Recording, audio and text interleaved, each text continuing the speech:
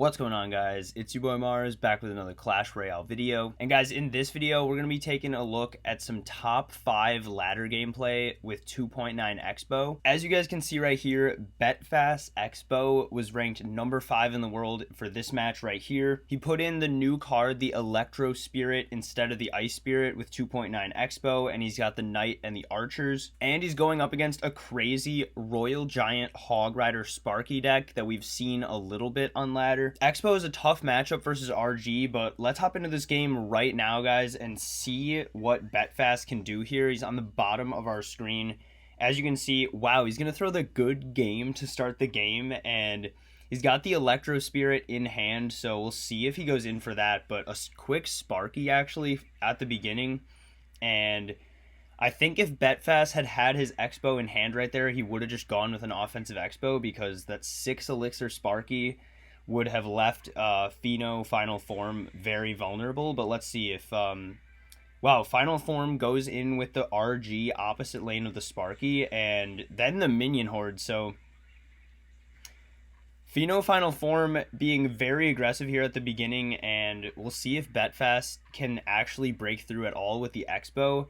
Pheno Final Form has the Barbarians and the RG to block the Expo, and a Hog Rider, honestly, to throw at it as well. So this is probably about as tough of a matchup you can get for Expo, but trying to set up the Tesla there on top, but the Hog Rider is pretty much going to take that out. So we'll see what happens in this game as we get closer to double Elixir here, guys. All right, jumping ahead here a little bit, and Betfast finally went in for the Expo here at about 130 left, and as you can see, the RG coming down, though, gonna make pretty quick work of the Expo, honestly. And yeah, there is a Zap too to help finish that off, so no damage there for Betfast. But I think in double Elixir it's gonna be much easier for both of these guys, honestly, to try to break through.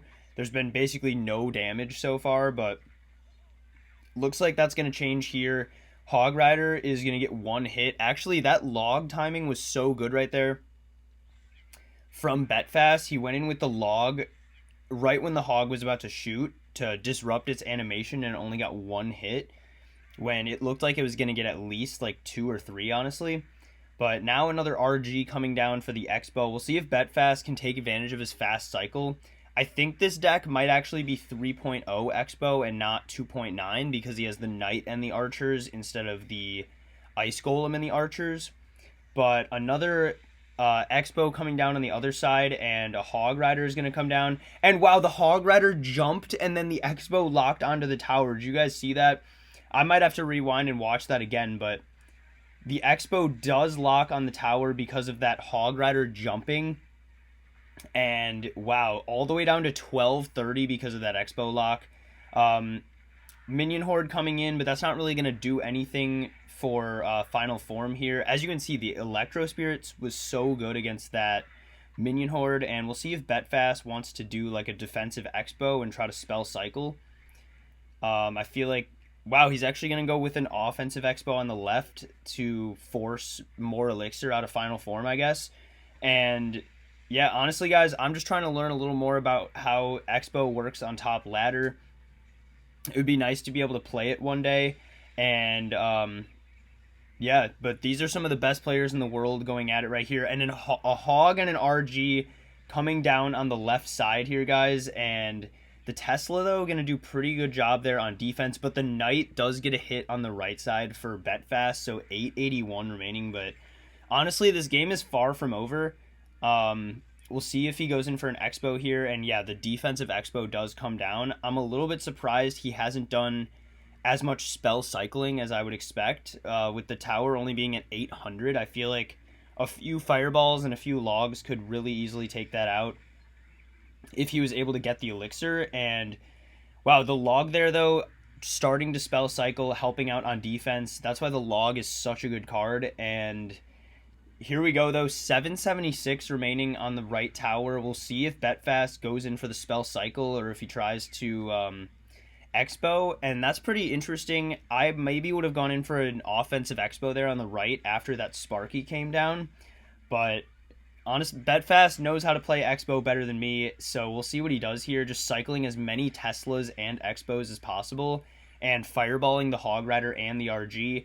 We're getting down to the wire here, guys. Only 20 seconds left. I kind of expected this game to go very far into overtime, and it definitely is. And wow, a lot of damage coming down on the left here from Final Form. The Mega Minion actually gives him the lead, and then the arrows give him the lead too. We'll see if Betfast can get a fireball down.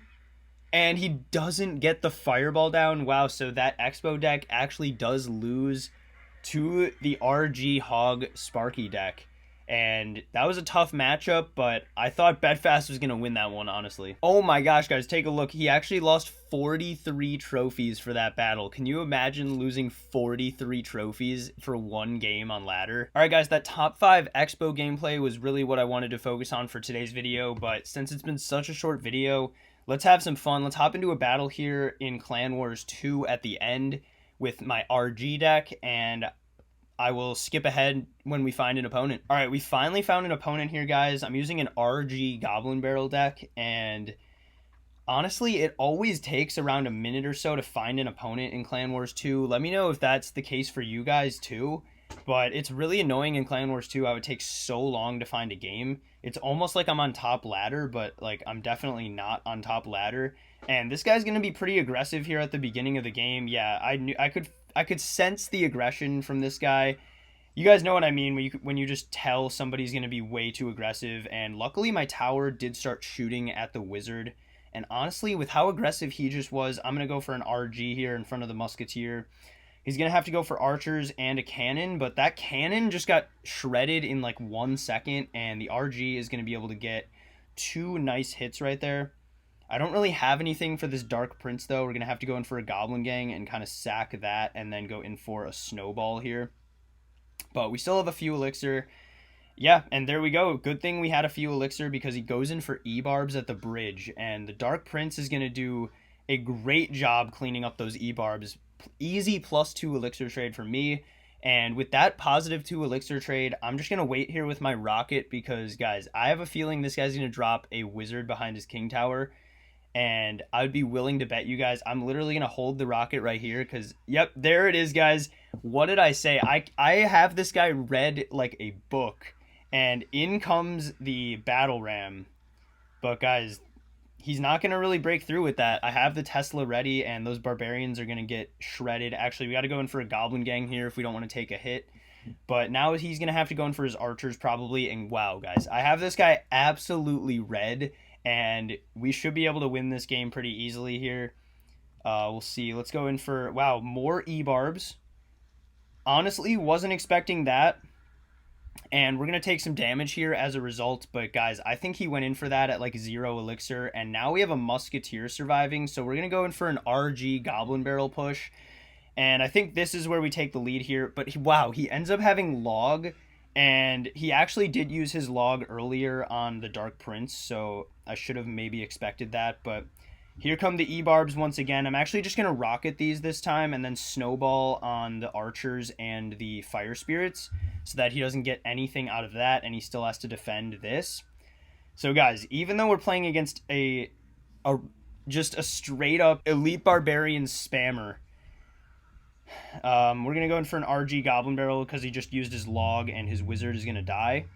So hopefully we can get some damage with the Goblin Barrel. There we go, guys. We're getting quite a bit and we're almost caught up.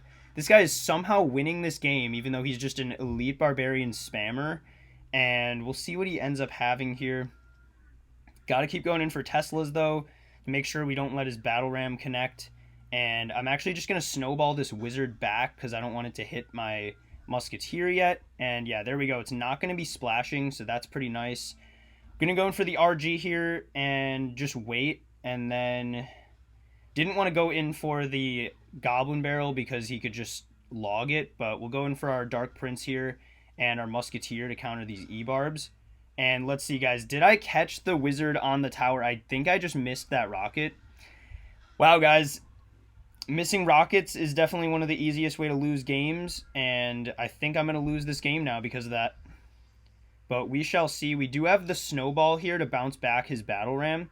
Yeah, so we knew he was going to go in for that. Let's snowball to bounce that back.